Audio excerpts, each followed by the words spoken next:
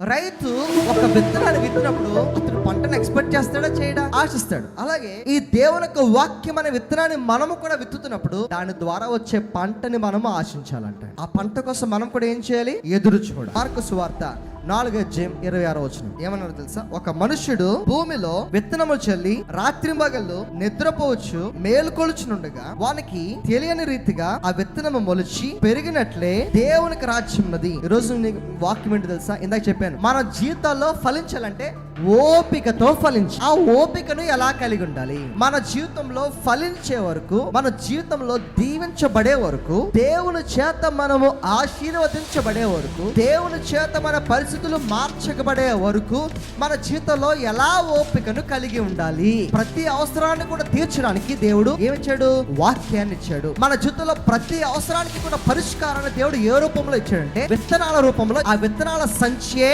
ఈ బైబిల్. ఇదండి ఆ విత్తనాల సంచియే బైబిల్. మనకున్న ప్రతి అవసరతను తీర్చడానికి దేవుడు ప్రతి పరిష్కారాన్ని విత్తనాల రూపంలో ఇస్తే ఆ విత్తనాల సంచియే బైబిల్. ఈ పరిశుద్ధ గ్రంథాన్ని దేవుడు మనకి ఇచ్చినప్పుడు ఎలా ఫలించాలి? ఎలా ఫస్ట్ ఏం చేస్తాడు తెలుసా? ఇక్కడ చదివాడు కదా వాక్యంలో, ఏమన్నాడు చూడండి, నేను చదువుతాను. ఒక మనుషుడు భూమిలో విత్తనాలు చల్లాడు అంటాడు. ఏం చేశాడు? భూమిలో విత్తనాలు చల్లాడు. తర్వాత రాత్రి పగళ్ళు నిద్రపోవచ్చు మేల్కొనుచునుండగా వానికి తెలియని రీతిగా ఆ విత్తనం మొలిచి పెరిగినట్లే. రైతు ఎంత కష్టపడతాడండి? భూమిని దున్నాలా, పొలాన్ని దున్నాలా, విత్తనాలు కొనాలా, నీళ్లు పెట్టాలా, ఉదయాన్నే లేవాలా, రాత్రి పడుకోవాలా, ఉదయాన్నే లేచిపోతాడా? ఇంకా పళ్ళు కూడా కడుక్కోకుండా ఎక్కడికి వెళ్ళిపోతారు? పొద్దున్నే పొలాన్ని చూసుకోవడానికి వెళ్ళిపోతాడు. ఆ పొలాన్ని ప్రేమిస్తాడు, ఆ పొలానికి గట్లు కడతాడు, ఆ పొలానికి అంతా చేసి రైతు ఏం చేస్తాడు తెలుసా? విత్తనాలు విత్తి రాత్రి ఇంటికి వచ్చి పడుకుంటాడంట. తెల్లవారుజామున మళ్ళీ ఏం చేస్తాడు? ఉదయాన్నే లేచి వెళ్తాడంట. అపోస్తలుడు పౌలు అంటాడు, నేను నాటితిని, అపోల్లో నీరు పోసును, కానీ వృద్ధి కలుగు చేసిన వాడు దేవుడు మాత్రమే. హల్లెలూయా. నేను నాటితిని, అపోల్లో నీరు పోసును, కానీ వృద్ధి కలుగు చేసిన వాడు.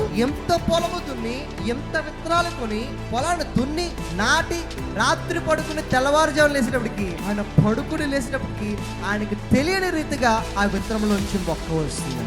హల్లెలూయా. అంటే ఇప్పుడు గుర్తుపెట్టుకోవాలి, క్రైస్తవ జీవితం ఎలాంటిదో తెలుసా? విత్తనాలు విత్తడం మన పని, దాన్ని దీవించడం దేవుని యొక్క పని. మనకి తెలియని రీతిలో దేవుడు వెనకాల బ్యాక్గ్రౌండ్ వర్క్ చేస్తూ ఉంటాడు. మనకి తెలియని రీతిలో వెనకాల దేవుడు తన పనిని తాను చేసుకుంటూ వెళ్తాడు. మనకి తెలియని రీతిలో దేవుడు మన జీవితాన్ని దీవించుకుంటూ వెళ్తూ ఉంటాడు. మనకు తెలియని రీతిలో మన పట్ల దేవుడు తన కార్యాన్ని జరిగిస్తూ వెళ్తూ ఉంటాడు. ఓపికతో ఎలా ఫలించాలి? మనము దీవెన పొందుకునే వరకు, మన జీవితంలో ఫలమును పొందుకునే వరకు ఓపికతో ఎలా ఫలించాలి? ఎలా ఓపికను కలిగి ఉండాలి? ఓపికను కలిగి ఉన్నప్పుడు నువ్వు గుర్తుపెట్టుకోవాల్సిన మొదటి అంశం ఏంటో తెలుసా? నాకు తెలియని రీతిలో నా దేవుడు నన్ను దీవిస్తాడు. ఎలాగే చెప్పండి? నాకు తెలియని రీతిలో నా దేవుడు నన్ను దీవిస్తాడు. నాకు తెలియని రీతిలో నా వెనకాల నా దేవుడు పని చేస్తున్నాడు. నాకు తెలియని రీతిలో నా జీవితంలో నా దేవుడు పని చేస్తున్నాడు అనే విశ్వాసాన్ని కలిగి ఉండాలి. అప్పుడు మన జీవితంలో ఓపికను మనం కలిగి ఉంటాము. హల్లెలూయా. ఇదేంటి ఇన్ని ప్రార్థనలు చేస్తున్నాను, ఇంతగా దేవునికి సన్నిధికి వస్తున్నాను, ఇంత వాక్యాన్ని వింటున్నాను, ఎంతమందికి ప్రార్థన చేయమని చెప్తున్నాడు, ఏంటి ఏమి కార్యం జరగట్లేదు? పైకి ఏం జరగట్లేదు ఉంటది, వెనకాల దేవుడు తన కార్యాన్ని జరిగిస్తూనే ఉంటాడు. హల్లెలూయా. పైకి ఏమి జరగట్లేదు అని అనిపిస్తూ ఉంటది, కానీ మొక్క మొలకెత్తడం అనేది దేవుని చేతిలో ఉన్నది కాబట్టి అది మనిషికి తెలియదు, మనిషికి అందదు. హల్లెలూయా. నేను చెప్పే విషయం ఏంటి తెలుసా? నీ జీవితంలో ఓపికతో నువ్వు దేవుని సేవించు, విశ్వాసంతో నువ్వు దేవుని సేవించు. నీకు తెలియని రీతిలో నీ జీవితము దీవించబడుతుంది. నువ్వు ఊహించలేని రీతిలో నీ జీవితము బాగుపరచబడుతుంది. నీకు తెలియని రీతిలో మన కుటుంబాలు వర్ధిల్లుతాయి. దేవుని పట్ల భయము భక్తి కలిగి ఆయన్ని సేవించవలసిన బాధ్యత మనది. మనకు తెలియని రీతిలో మన కుటుంబాన్ని, మన స్థితిగతులను మార్చే బాధ్యత దేవునిది. అర్థమైన వాళ్ళు ఆమెను చెప్పండి.